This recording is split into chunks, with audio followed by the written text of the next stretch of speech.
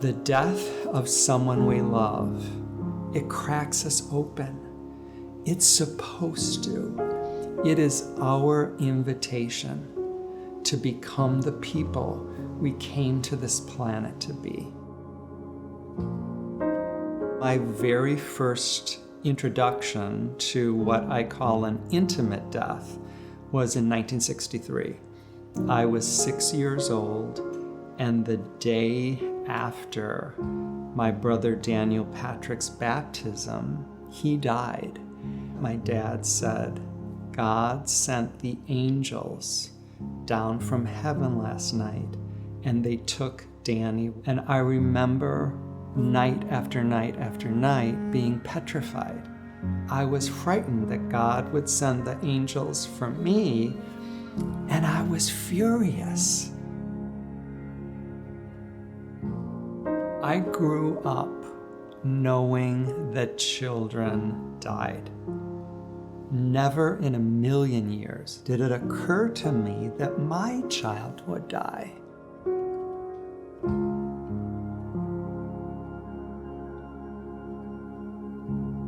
I did not think we would survive. I did not know how we would survive. And to be honest with you, I didn't want to survive. My wife took me by the hand. She said Erin lived a full life. At 18 months, she lived a full life. And we were going to celebrate her life, and we were not going to focus on her death. That Erin came. She did everything she was supposed to do. She loved and was loved deeply. And when she was done, she left. She left her physical body and she went home.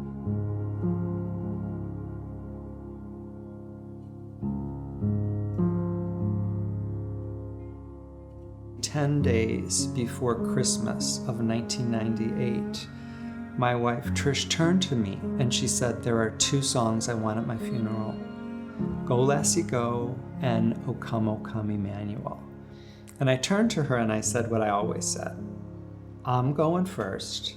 If those are the songs you want, tell someone who's going to be there. For Christmas that year, she gave me a book of Irish Christmas stories. And she wrote, thank you for giving me everything I ever wanted, and then giving it to me all over again. And believe it or not, 2 days after Christmas, she turned to me again and she said, there's 2 songs I want at my funeral. Go Lassie Go, O Come Emmanuel. 2 days later, I called 911 because I thought Trish was having a heart attack. For the second time in my life, I'm in the ambulance going to the emergency room with someone I love. And 52 hours later, on New Year's Day, my 43-year-old wife is dead.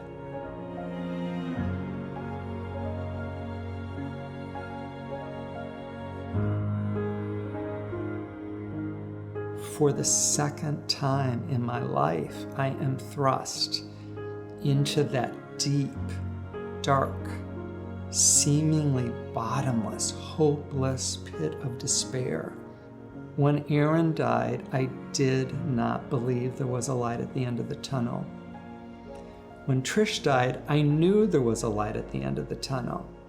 It didn't make the journey easier, but it made it different. It made it different. In the years after Trish died, I hated my life. I hated every breath. I hated every step. I was waging war with my life. It took me a couple more years to lay the weapons down and surrender. I surrendered to the reality of my life. I had 2 incredible sons. And when I started to say yes, I realized that I loved being their mother and father. And believe it or not, we did get to a new normal again. I loved our life. 2 nights after 7th grade, my 13-year-old son, Rory, either had a stroke or a seizure. I wasn't sure which. And in November of that year, after a biopsy, I learned that he had a terminal brain cancer.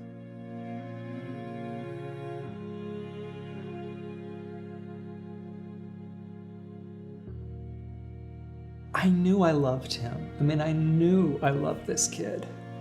But it is his death that showed me that I am capable of loving wider and broader and more comprehensively than I ever knew. For many, many, many years, I did what I call grief the old way.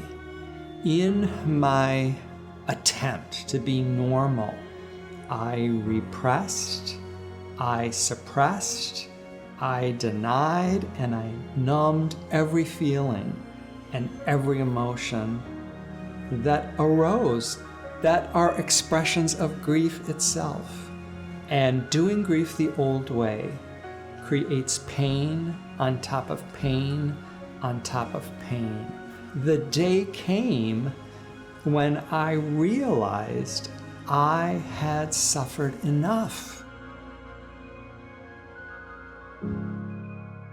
We've been told that grief is the enemy. For me, grief has been the great teacher.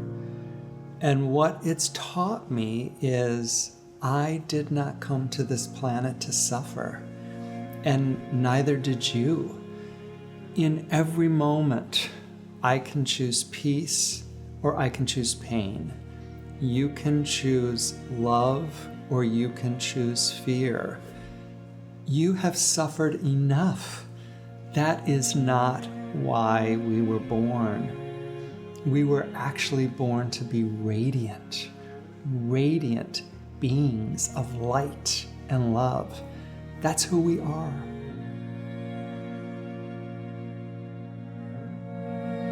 The greatest blessing for me is to work with medical professionals, social workers, therapists, families who are living with the death of someone they love, and people that are trying to support them.